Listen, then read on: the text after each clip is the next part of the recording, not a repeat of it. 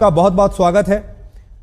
लगातार पूरा देश आपके बारे में बात कर रहा है आजकल। सीताराम, बागेश्वर धाम की जय, सनातन धर्म की जय। और I am not Baba, I am Dhirendra Krishna Shastri ji. तो मैं आपको धीरेन्द्र जी कह के बुला सकता हूं? बिल्कुल, धीरेन्द्र जी, शास्त्री जी, महाराज जी, इन संबोधन से, क्योंकि ना तो दाढ़ी मूछ है ना हमने संन्यास लिया है जी। हाँ, नहीं वैसे लोग कहते हैं कि आप बहुत हैंडसम लगते हैं और आपकी उम्र भी सिर्फ 26 साल है। तो मैं शुरुआत यहीं से कर लेता हूं। आप सिर्फ 26 साल के हैं। 26 साल तो एक ऐसी उम्र होती है जिस समय युवा हमारे ये सोच रहे होते हैं कि कौन सा स्मार्टफोन लेना है और कौन सी मोटरसाइकिल खरीदनी है और कहां जाकर नौकरी करनी है। और आप 26 साल की उम्र में ही इतने बड़े स्वामी या बाबा कह लीजिए या गुरुदेव कह लीजिए, आपके बहुत सारे नाम हैं, आप यहां तक पहुंच गए। तो ये सब हुआ कैसे? हमारे बागेश्वर धाम की परंपरा में पीढ़ी दर पीढ़ी दरबार लग रहा। पूज्यपाद दादा गुरु जी भी लगाते थे और दादाजी के पहले भी एक संत थे, वो भी लगाते थे। तीसरी पीढ़ी में हम सेवा कर रहे हैं, तो बचपन से ही सनातन का जुनून है। तो सनातन की बात और सनातन की सेवा कर रहे हैं और अपने इष्ट और सनातन संस्कृति, साधु संतों की तपस्या का प्रचार कर रहे हैं। बस यही हमारी एक छोटी कहानी है। वाइट ही वाइट है, ब्लैक है ही नहीं कुछ। लेकिन लोग अब आपकी कहानी में लगातार ब्लैक ढूंढ रहे हैं। मैंने सुना आपने कहा कि मैं और कोई स्पष्टीकरण अब नहीं देना चाहता इसके बारे में। आपको लगातार जो चुनौतियां मिल रही हैं, लेकिन देश आपसे ये जानना चाहता है कि इसमें कितनी उसका आज हमने नेशनल चैनल के सामने लगभग 20 से 25 चैनलों के कैमरा लगे होंगे। 4 लाख लोग थे। हमने चुनौती दी थी। चुनौती देने वालों को कहा था कि रायपुर हमारी जगह नहीं, छत्तीसगढ़ है, दरबार 20 और 21 को लगना है, किराया हमसे ले लो, जिन जिन को दिक्कत है आकर के देखो। हम कोई दावा नहीं करते, हम कोई ईश्वर नहीं है। अभी हम साधारण इंसान है। गद्दी पर बैठेंगे, जो गुरु प्रेरणा लगेगी हम वो बता देते हैं और बालाजी की कृपा और संतों की तपस्या के प्रभाव से वो बात सत्य निकलती है। और सत्य को कितनी भी कसौटी पर कसा जाए, कितने न्यूज चैनलों ने एक्सपोज नहीं किया, कितने लोगों ने नहीं किया, आज तक बाल टेढ़ा कर पाए, क्योंकि हनुमान जी की कृपा और हनुमान जी के नाम का प्रचार है जी। आप धीरेन्द्र जी, आप खुद को गुरुदेव कहते हैं, स्वामी जी भी कहते हैं, धर्म गुरु, संत। तो आपका परिचय क्या है? आप हैं कौन? ना तो हम कोई संत हैं, ना हम कोई स्वामी हैं, ना कोई हम मठाधीश हैं। बागेश्वर धाम के चरणों के सेवक हैं। और श्रीमान जी, हम आपको बता दें कि हम जिस प्रकार पिता अपने पुत्र के रोग पर भगवान से, ईश्वर से, डॉक्टरों से, लोगों से प्रार्थना करता, दुआ के लिए गुजारिश करता, निवेदन करता, वैसे ही हम गुरु होने के नाते, उस गद्दी की सेवादार होने के नाते, बागेश्वर पीठ के सेवादार होने के नाते और सनातन धर्म के सच्चे साधक होने के नाते और मंत्रों की चिकित्सा को जानने के नाते आने वाले लोगों के लिए उनकी श्रद्धा को देखकर ईश्वर से प्रार्थना करते। हमने आपके वीडियोस लगातार देखे सोशल मीडिया पर, इंस्टाग्राम पर बहुत सारे वीडियोस आपके चलते रहते हैं, जिसमें आप अपने कागज लेकर बैठते हैं और लोगों की मन की बात को आप पढ़ लेते हैं। तो ये जो मन पढ़ने वाली मशीन है, ये कहां आपने लगाकर रखी है और कैसे पढ़ते हैं आप? और लोग इसी को चमत्कार मानते हैं।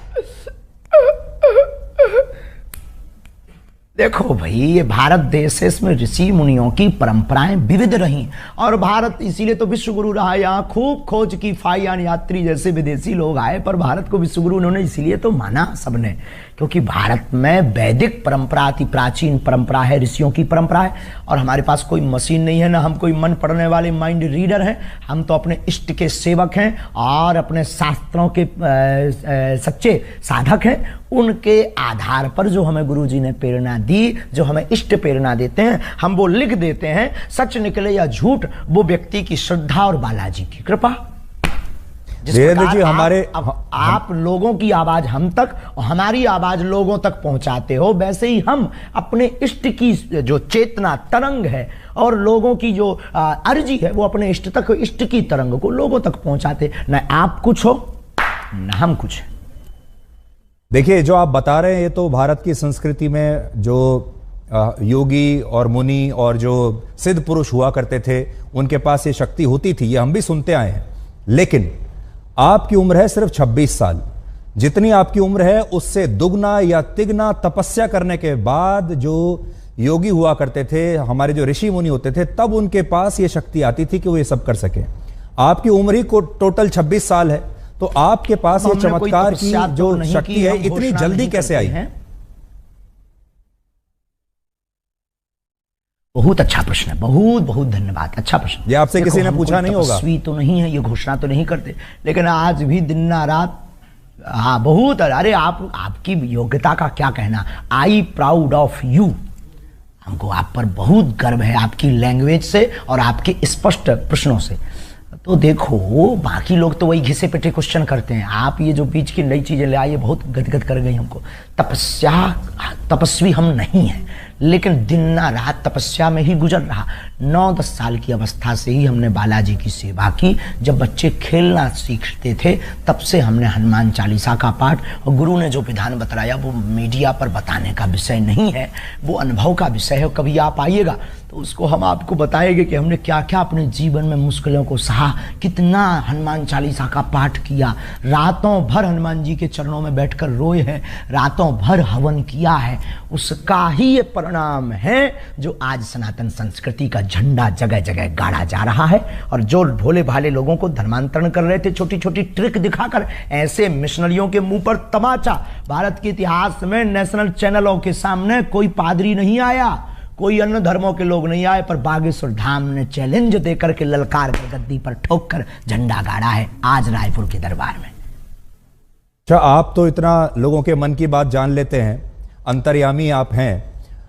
इस समय करोड़ों दर्शक आपको देख रहे होंगे, क्या आप इस समय कोई हमें चमत्कार दिखा सकते हैं? लाइव भी अंतर्यामी नहीं है, और हम कोई भी अंतर्यामी नहीं है। ऐसा कोई जो है अंतर्यामी होने का आज तक हमने दावा नहीं किया। अंतर्यामी सिर्फ परमात्मा है, हम तो उनके सेवक हैं। और हम कोई जादूगर नहीं है कि कोई भी बोले कि आप डमरू बजा दो तो हम चमत्कार दिखा दें।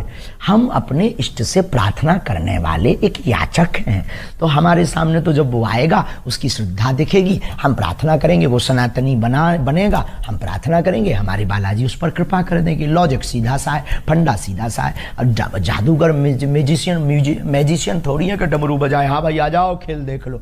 अब देखो, प्यासा कुआं के पास जाता है, कुआं प्यासे के पास नहीं जाता है। जी धीरेन्द्र जी, मैंने देखा आपके वीडियोस में, हम किसी को बुलाते भी नहीं है, बिल्कुल की श्रद्धा। अच्छा, आ जाए तो ठीक। आप ये बताइए, मान लीजिए अगर कोई और धर्म का व्यक्ति आपके पास आए, कोई इस्लाम को मानने वाला आए, कोई ईसाई धर्म को मानने वाला अगर आपके दरबार में आए और आपसे मदद मांगे, तो आप सिर्फ सनातनियों के लिए ही मदद करते हैं, या अगर कोई इस्लाम को मानने वाला भी आपके पास आ जाए तो आप उसके लिए भी, अच्छा, आपके जो इष्ट देव हैं उनकी भी मदद करेंगे?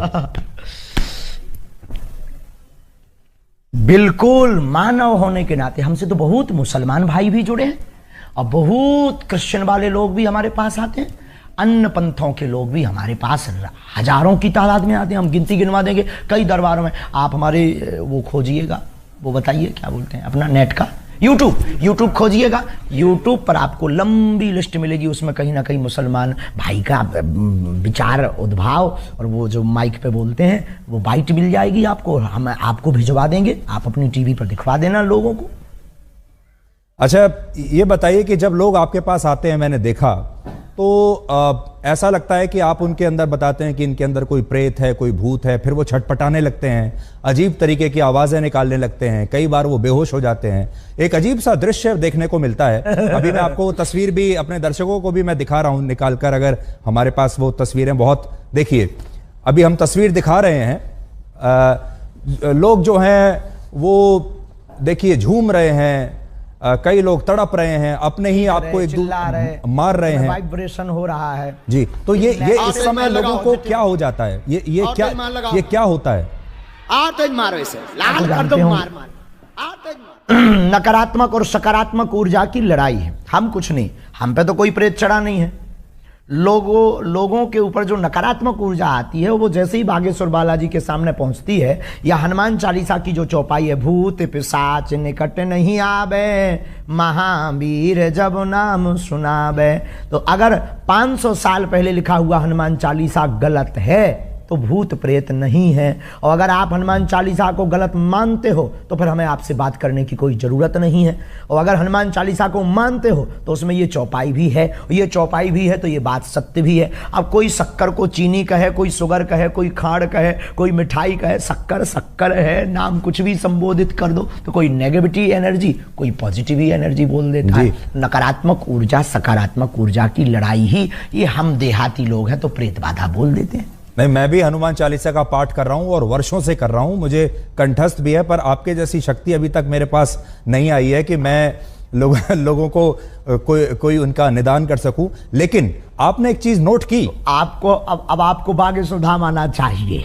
मैं जरूर आऊंगा, मैं जरूर आऊंगा। ये मजाक में कह रहे हैं। लेकिन धीरेन्द्र जी, आपने एक चीज नोट की कि जिस तरह से लोग आपके यहां ये व्यवहार करते हैं, बिहेव करते हैं, जब ये जो क्रिश्चियन मिशनरीज हैं, ईसाई लोग जो हैं, जब ये अपने यहां कोई कन्वर्जन कैंप लगाते हैं लोगों के लिए, वहां पर भी हमने इसी तरह का व्यवहार लोगों को देखा है। वो भी ऐसे ही इसी तरीके से झूमने लगते हैं, कुछ उनका देखिए, वो भी मैं तस्वीर दिखा रहा हूं। तो ये बताइए कि ये करना पड़ा, पूरे देश में चर्चा है जी, पूरे देश में इसी बात की तो चर्चा है। ये मिशनरियां क्यों पीछे लग गई? क्योंकि इनकी दुकान बंद हो गई। ये झूठे भोले भाले लोगों को ट्रिक दिखा करके और छोटे मोटे उपाय करके हमारे गरीबों का शोषण करते हैं, उनको धर्म परिवर्तन करवा देते हैं और अपने धर्म को बढ़ाते हैं। हमने जो घर वापसी करवाई, धर्मांतरण रोका, और हमने जब इनको दिखाया कि अपने धर्म में भी ये ताकत है, मंत्रों में, जो तुम धर्म परिवर्तन कर रहे हो नक्कटाहरो, आ जाओ वापिस, तो वो फिर हर्ष आ गए। अब उनको डर है कि ये आदमी हमारा सब मिशन फेल कर देगा, इसीलिए तो ये जो है हमारे खिलाफ षड्यंत्र स्वांग दुनियादारी। तब तो आपको ब्लैक एंड व्हाइट करना पड़ा है, उन्हीं लोगों के उपद्रव करने से पूरे देश में वो हो गया है जी। तो लेकिन ये भी ऐसे ही दिखाते हैं जैसे इंसान के अंदर कोई प्रेत, जैसे कोई इंसान के अंदर प्रेत आत्मा आ गई है, वहां पर भी हमें ऐसे ही देखने को मिल रहा है। तो क्या आपको ऐसा लगता है कि ये दोनों जगह कॉमन है, या प्रेत आत्मा जो आप निकालते हैं, भूत प्रेत, अंतर है? ये सिर्फ भी पादरी बागेश्वर धाम का सामना नहीं कर पाएगा जी। कल से आप लगातार टीवी चैनल्स पर इंटरव्यू दे रहे हैं, मैंने आपके बड़े इंटरव्यूज देखे। आपने सोचा था कि इतनी जल्दी, आपके जो भक्त हैं वो तो हैं ही, लेकिन अब देश में जो लोग आपको नहीं जानते वो भी अब आपको जान गए हैं। अचानक से आप पिछले 48-50 घंटे में बड़े मशहूर हो गए हैं। तो वो जो समिति है जो आपके पीछे पड़ी, उसका तो धन्यवाद देना चाहिए आपको। आंधी की भैया, उनको बहुत बहुत धन्यवाद है, क्योंकि हम भी अंधविश्वास के खिलाफ हैं। और देखो, ये आंधी के नाम है, बात में दम और शक्ति होनी चाहिए। अपने मीडिया को मैनेज करके कोई भी नाम फेमस करा सकता है, कर सकता है, पर अगर दम नहीं होगी, ताकत नहीं होगी, सच्चाई नहीं होगी, बोल्ड आउट हो जाएंगे। आज पूरे नेशनल मीडिया एक्सपोज करने आई थी, आपका चैनल भी तो आया था। आपका चैनल ने चूंकि उल्टा दिखाया है, क्योंकि पता नहीं आपके चैनल को क्या हुआ है। जो हमने ललकार कर चुनौती दी थी उसको पता ही नहीं, उसके पास भी नहीं भेजा और आप लोग भी नहीं आए। तो आप लोगों ने तो ये दिखाया कि सफाई देते देते आंखें भरी हैं। अरे सफाई देते हमारी आंखें भरेंगी, हम बब्बर शेर हैं, उनको हमने रुला दिया है झंडा गाड़ करके। तो कल हम फिर कहेंगे कि कल आकर के खुली आंखों से लोगों को देखना चाहिए। आप बिजी रहते हैं तो आपको नहीं बुलाएंगे। पर मैं देख रहा था आप बड़े क्रोधित थे, मैंने आपके जो वीडियो देखे कल के और आज के, बड़े क्रोधित थे आप, और बड़ा गुस्सा आपको आ रहा था, और आप कह रहे थे कि मैं अपने आपे में नहीं हूं। एक्सपोज जब नेशनल चैनल ने किया, क्या हमने झंडा नहीं गाड़ा? हाँ, हम अपनी शक्तियों के उसमें थे, लेकिन आज हमने झंडा गाड़ दिया सनातन का। जो कहते थे चमत्कार नहीं होते, भारत के इतिहास में क्या किसी पादरी के खिलाफ इतने न्यूज चैनल लग करके उन्होंने कभी हुआ एक्सपोज? आप हाँ या ना भर बोल दीजिए बस। तो अच्छा, उसी से संबंधित आपसे सवाल पूछता हूं। आप में और एक पादरी में और एक मौलाना में, जो मौलाना झाड़ फूंक कर रहा है, जो पादरी जो अभी हमने आपको दिखाया वो कर रहा है, और आप जो कर रहे हैं, तीनों में फर्क क्या है? बहुत सुंदर प्रश्न, very good, thank you very much my dear, I proud of you. उसमें और हम में बागेश्वर धाम में यही अंतर है कि देखो, हम किसी भी प्रकार का शोषण नहीं करते, हम दक्षिणा नहीं लेते, हम अपने से नहीं जोड़ते, आने वाली चढ़ोतरी को हम गरीब बेटियों के विवाह में लगाते, 3 साल से निःशुल्क भंडारा करवाते और 2029 तक भक्तों के सहयोग से 400 बेड का विशाल cancer hospital and research institute centre बनवाने जा रहे हैं। हम दंगा नहीं फैलाते, हम शोषण नहीं करते, हम हलाला नहीं करते, हम डुबकी के नाम पर भगवान को लिए डराते भी नहीं है, हम सिर्फ श्रद्धा के नाम पर बालाजी की महिमा गाते हैं। इतने अंतर हैं, इसकी एक बहुत बड़ी किताब बनेगी जी। लेकिन वो भी प्रेत ही निकाल रहे हैं लोगों के अंदर से, आप भी प्रेत निकाल रहे हैं लोगों के अंदर से, और लोग जिस तरीके से बिहेव करते हैं वो भी सेम लगता है। हम तो ईश्वर से जोड़ते हैं, हम कोई दावा नहीं करते, हम कैंसर नहीं मिटाते हैं, हम प्रेत नहीं हटाते हैं, हम भूत नहीं हटाते, इष्ट हटा देते हैं, बालाजी हटा देते हैं। आई एम नॉट मिरेकल मैन, हम बहुत साधारण और सरल आदमी। अच्छा, आपसे यह जानना चाहते हैं, जब आप अपने दिन की शुरुआत करते हैं, जब आप दरबार लगाते होंगे, हजारों लोग आते हैं, उनमें से आप कुछ लोगों को चुनते हैं, वो लोग आपके पास आते हैं, अपनी समस्या बताते हैं, उन लोगों को आप कैसे चुनते हैं? पहली बात। फिर जब वो लोग आते हैं तो आप उनको कहते हो मुझे पहले से ही पता है कि आपकी समस्या क्या है, कागज पर आपने लिखी होती है। ये सब आप, इसकी तैयारी आप कैसे करते हो? सुबह सुबह आप उठ के हनुमान जी से पहले कह देते हैं कि भाई आज मुझे शक्ति चाहिए? कोई तैयारी नहीं है, कोई प्रयोजन नहीं है। नहीं, ये सब नहीं है। वो तो जाके गद्दी पर आवाहन करते हैं कि जिनकी पर्चा बनना हो आप मन में प्रेरणा दीजिए। तो वो मन में प्रेरणा दे देते कि भाई अमुक व्यक्ति को बुला लीजिए, नीरज को बुला लीजिए, धीरज को बुला लीजिए, विवेक को बुला लीजिए, इनको बुला लीजिए। ऐसी मन में प्रेरणा लगती, वो वहाँ बैठा होगा, ऐसे कपड़े पहना होगा। अब जैसे आज एक अद्भुत हो गया, अब कोई कहे कि तो माइंड रीडिंग हो सकता है। आज हमने आप में से किसी एक पत्रकार को कहा कि जाओ तुम जिसको उठा कर लाओ, उसी का पर्चा हमने पहले से ही बिफोर टाइम बनाकर रख दिया। अब वहां पूरी विज्ञानता शून्य हो गई। वहां दिमाग खराब हो गया सबका जी। और हमने कह दिया कि आप सब पत्रकारों में से 2 पत्रकार, नेशनल चैनल लगे थे, हमने कहा था 2 पत्रकार हमारे सामने भेज दीजिएगा। 2 पत्रकारों की हम अर्जी लगा देंगे। 2 की हमने लगा भी दी, ऐसी लगाई, अरे झंडा गड़ गया सनातन का। आज की लिंक जरूर सबको भेज दीजिए, दिखाइएगा आज का दरबार। आप मुझे भेज दीजिएगा। अब मान लीजिए इतिहास में हुआ है। यही प्रश्न दूसरे तरीके से पूछता हूं। मान लीजिए मैं आपके दरबार में आऊं, मैं आपके सामने बैठा हूं, आपने मुझे बुलाया और मैं आपके सामने आ गया। अब आप मेरे जीवन में क्या चल रहा है और क्या होगा आगे, ये कैसे पता लगाते हैं? आभास होता है। देखो, हम कोई अंदाजा तो लगाते नहीं, आभास होता है। हम प्रार्थना करते हैं, पेन कागज कलम लेते हैं, ध्यान में अंदर ही अंदर जाते हैं कि हाँ प्रभु कृपा करो। तो सनातन धर्म के उत्थान के लिए जो उन्होंने हमें चेतना तरंग दे रखी है, वो तरंग हमें प्रेरणा दे देती, हम कलमबद्ध कर देते, वो कह देते अच्छा प्रभु लाज रखना अपनी भी और हमारी भी, और वो सत्य निकलता है। बस इतना लॉजिक है। ये लॉजिक परे है, इसी का नाम तो सिद्धि है। जो समझ में ना आए वही तो चमत्कार।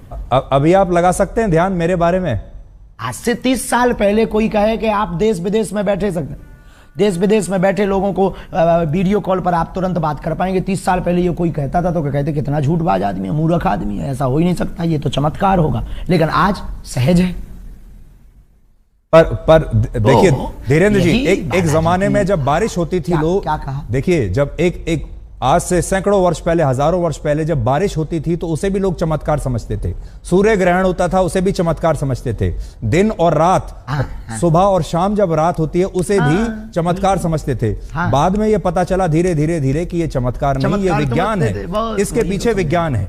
तो आपकी जो कला है, आपकी जो शक्तियां हैं, इसके पीछे क्या विज्ञान है, मनोविज्ञान है, धर्म है, आस्था है, पराविज्ञान, अंधविश्वास है, क्या नहीं, है? नहीं, उसके पीछे पराविज्ञान है।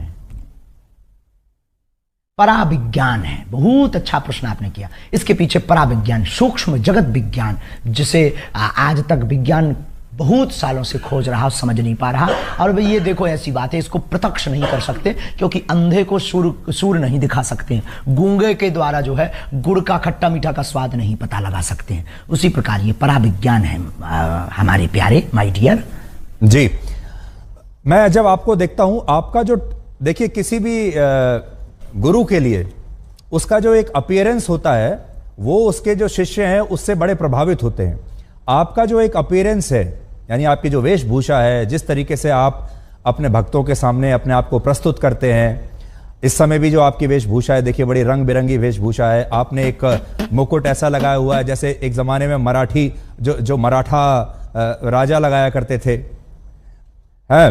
तो इसके पीछे आपका क्या मनोविज्ञान है कि आप जो इस तरीके से अपने आप को प्रस्तुत करते हैं, जबकि जो साधु संत होते हैं वो तो बहुत सिंपल रहते हैं, सरल भाव से रहते हैं। मनोविज्ञान, एक महात्मा आए हमको कंबल दे गए, एक महात्मा आए कंबल दे गए, एक व्यक्ति आया टोपी दे गया, हमने टोपी लगा ली, एक व्यक्ति आया कंबल दे गया। अब कंबल पहनना कौन सा भैया वो है, अब कंबल पहन लिया, अब क्या गलती कर दी यार भाई, अब ठंड लगती है तो कंबल ना पहने, क्या करें, मर जाए क्या।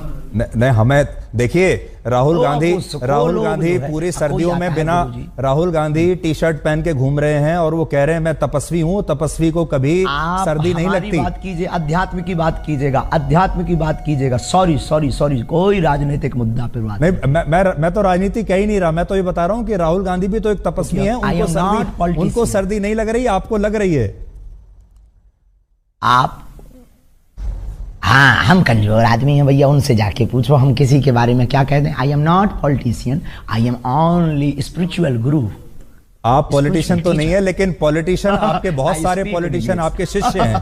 देखिए आपके जो विरोधी हैं उन्हें यह बात भी बुरी लगती है कि बहुत सारे नेता आते हैं बागेश्वर धाम पर आते हैं, बहुत सारे नेता आपके शिष्य हैं, बहुत सारे जो सरकार में बैठे बैठे बड़े जो लोग हैं वो आपके शिष्य हैं। आपको पुलिस की प्रोटेक्शन मिलती है, आपको जो है एक अलग तरह का सम्मान इस समय सरकार की तरफ से मिल रहा है, और वो तब मिलता है जब कोई धर्म गुरु नेताओं के साथ बहुत सरकार करीब आ जाता है। व्यक्ति की समानता के लिए नहीं, सब व्यक्ति की जानमाल की सुरक्षा करना सरकार का काम है। हम किसी भी पार्टी के आदमी नहीं है, हमारे हर पार्टी के डिवोटी है, हर पार्टी के हमारे शिष्य हैं और स्नेही हैं और आत्मा है। अब रही बात इसकी पुलिस की आदि की, तो ये जो मिशनरियों ने और आपके पास जो न्यूज़ें आई हैं, जो ये भ्रम फैलाया, ये जो षड्यंत्र स्वांग किए, उसके डर के कारण कहीं माहौल खराब ना हो जाए, कुछ भी हो जाएगा तो माहौल डिस्टर्ब होगा। तो एक धर्म गुरु के प्रति अपनी उन्होंने निष्ठा दिखाई है। रही बात नेताओं का चेला बनने की, धर्म से राजनीति चलती है, राजनीति से धर्म नहीं। वो बहुत सकारात्मक विचार पाते हैं, बागेश्वर धाम से आशीर्वाद पाते हैं, सन्यासी बाबा की कृपा पाते हैं। अब किसी को अगर जलन हो रही हो तो वो विदेशी नेता बना ले, उसमें क्या दिक्कत है। विदेशी नेताओं को चेला बना ले, खुद को नेता बना ले, खुद के नेताओं को डिवोटी बना ले। अगर किसी की जल रही है तो मिर्चा लगना चाहिए, इसमें क्या बुराई है माय डियर। आपको लगता है आपकी जान को खतरा है?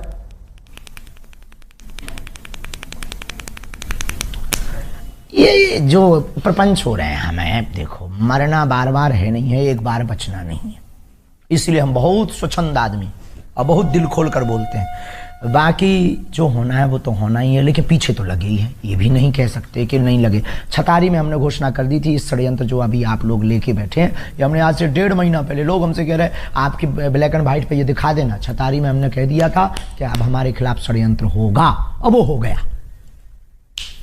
देखिए मैं तस्वीर देख रहा हूं, इसमें देवेंद्र फडणवीस आपके सामने हैं, डिप्टी सीएम महाराष्ट्र के पूर्व मुख्यमंत्री। हमने नितिन गडकरी की भी फोटो देखी, मनोज तिवारी भी आपके सामने हैं, कुछ बात कर रहे हैं। तो इससे ऐसा लगता है कि अब आप देश के शक्तिशाली लोगों के साथ आपका उठना बैठना हो गया है। हमारा पहले से ही उठना बैठना शक्तिशाली श्री हनुमान जी के साथ है, ये भूल गए आप। पूरे आला बल के मैनेजमेंट गुरु लॉर्ड हनुमान के साथ हमारा उठना बैठना है 11 साल की अवस्था से। वो दिखाइए जरा फोटो। आप लोगों की समस्याओं का निदान करते हैं, पर्सनल समस्याएं जो लोगों की होती हैं, किसी की कोई बीमारी है, किसी की प्रमोशन नहीं हो रही, किसी को और कोई दिक्कत है। आपने कभी, आपको इस तरह का आभास नहीं हुआ जिससे पूरे समाज का फायदा हो सके, पूरे देश का फायदा हो सके? कभी आपको ऐसा आभास नहीं हुआ कि आप पहले से बता सके कि भाई कोविड आने वाला है, सावधान हो जाओ, कोई आतंकवादी हमला होने वाला है, वो आपको पहले से पता चल जाए? बहुत अच्छा, ये भी बहुत अच्छा। देखो कोई अर्जी लगाता है तो हम उस आधार पर, जैसे हमारे पास राजनीतिज्ञ लोग आते हैं तो वो पूछते हैं प्रदेश का हाल क्या होगा, तो हम बता देते हैं भाई ऐसे ऐसे संयोग बन रहे हैं। हम कोई, आई एम नॉट भविष्य वक्ता, हम कोई ज्योतिषाचार नहीं है, हम भविष्यवक्ता नहीं, हमें जैसी प्रेरणा लगती है हम बता देते भैया ऐसा होगा। अब कोई अर्जी ना लगाए तो हमारी बात को कौन सुनने वाला है, कौन हमारी बात को इतना सुनेगा, और कौन नियम मानेगा, कौन नियम करेगा, कौन आएगा। बाकी विश्व कल्याण की मंगल कामना हम प्रतिदिन करते हैं कि ईश्वर जो होना वो तो होना ही है, पर विश्व का मंगल हो। शाहरुख खान की नई फिल्म आ रही है पठान, उसका विरोध करने के लिए आपके दरबार में किसने अर्जी लगाई थी?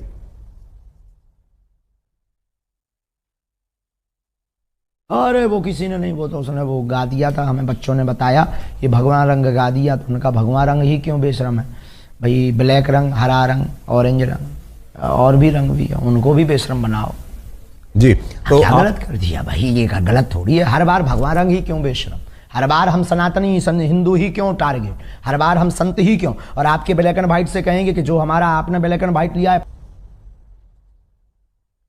किसी ने नहीं पूछे, और हम आपसे बहुत खुश हैं। हमने कहा ना 3 बार हम आपकी तारीफ कर चुके हैं, बहुत सहज हैं आप, बहुत अच्छे हैं, और आपके ब्लैक एंड व्हाइट को देखना चाहिए लोगों को। आई सपोर्ट यू, पर आप हमारा भी सपोर्ट करिए सनातन का। जी नहीं देखिए, हमारा स्वामी जी, हमारा जो कर्तव्य है वो है ब्लैक और व्हाइट। अब आप अपनी बात कहने के लिए, अपनी पैरवी करने के लिए स्वयं बैठे हैं।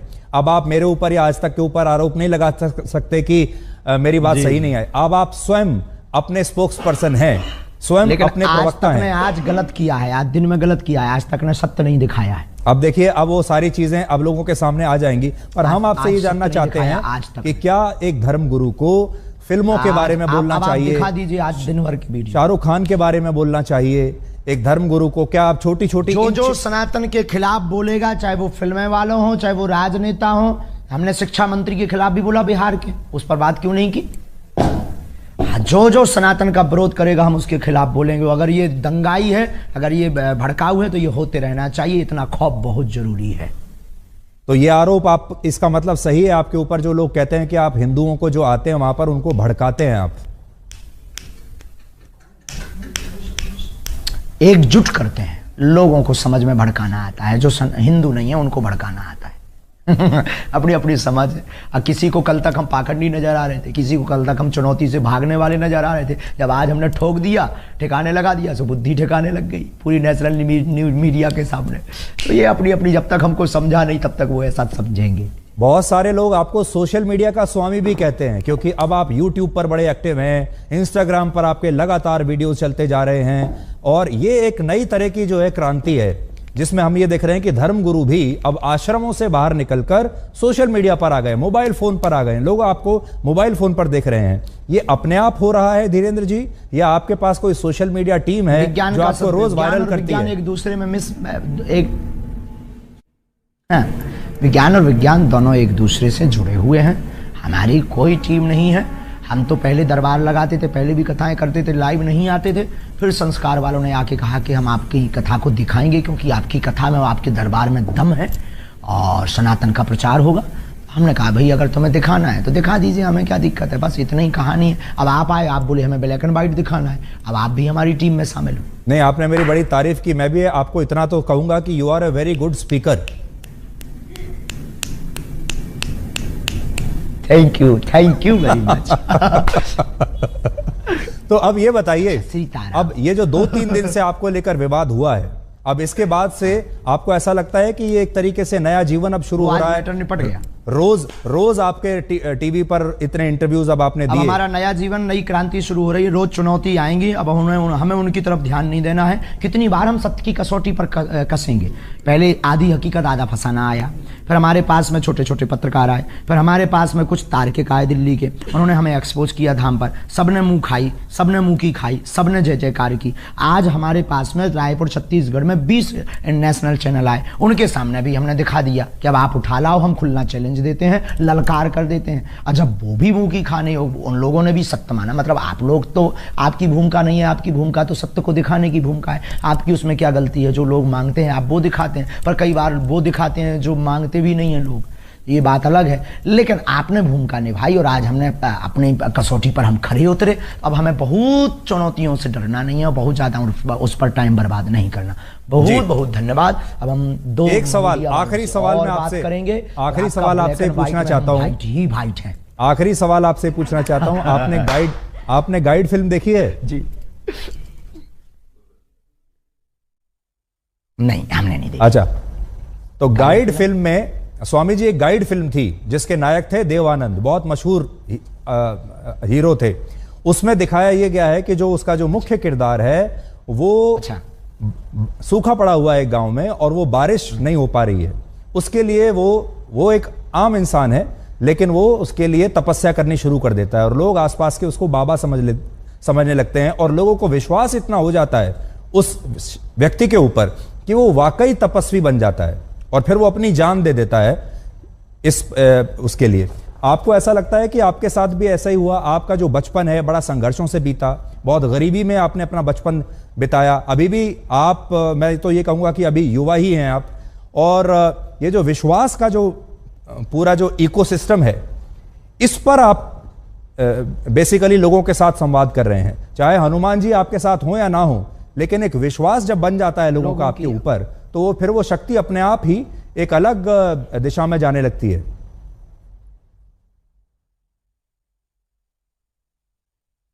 बहुत अच्छी बात बोली, ये लॉजिक वाली बात बोली है और इस बात में बहुत ताकत और दम है।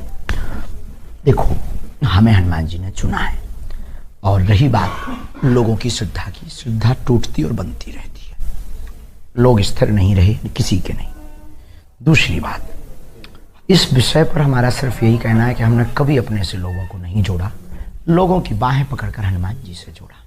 अगर ये गलत है तो क्या कहते हैं, बस हम ना कोई तपस्वी हैं, ना हम कोई बहुत साधारण भाषा में बोलें कि बहुत बड़े चमत्कारी हैं, साधारण इंसान हैं। लोगों की निष्ठा ही चमत्कार है। अब आपकी बात का यही जवाब आप चाहते हैं तो बस वही जवाब हम दे देते हैं कि लोगों की श्रद्धा ही उनका चमत्कार है। बहुत बहुत धन्यवाद धीरेन्द्र जी, आपका बहुत बहुत धन्यवाद हमसे बात करने के लिए, और उम्मीद करते हैं कि आपके आलोचक जो हैं उन्हें आपके जवाब मिल गए होंगे, और बाकी देश की जनता के ऊपर छोड़ते हैं, क्योंकि जैसा मैंने आपको कहा, आप सबसे बड़े अपने प्रवक्ता तो आप स्वयं हैं। हाँ, कल फिर दरबार लगना है, आलोचकों से कह दीजिए कल और आ जाए तो ठीक है। और कल थोड़ा सा मेरे बारे में भी आप सोच के बताइएगा, अगर आप सोच सकें। मैं तो यहाँ दिल्ली में हूँ, कल दरबार में थोड़ा सोचिएगा मेरे बारे में, और मेरे बारे में कोई भविष्यवाणी हो तो बताइएगा। अरे अब आपके बारे में क्या करना, सामने कर देंगे, इस पे तो ये हो जाएगा कि कंट्रोवर्सी हो जाएगी, कुछ उल्टा निकल जाएगा मुंह से। जी, तो कंट्रोवर्सी तो खैर ठीक है, विवादों की आपको आदत पड़ गई होगी अब तक तो, और इसका मतलब यह है कि आपके अगर दुश्मन बढ़ रहे हैं, इसका मतलब आपके शिष्यों की संख्या बढ़ रही है, इसलिए आपके दुश्मन भी बढ़ रहे हैं। आहा, बहुत गजब की बात, बालाजी के समर्थक बढ़ रहे हैं। धीरेन्द्र जी, बहुत बहुत शुक्रिया हमसे बात करने के लिए। Thank you very much, you are a good speaker. जय श्री राम, सनातन धर्म की जय।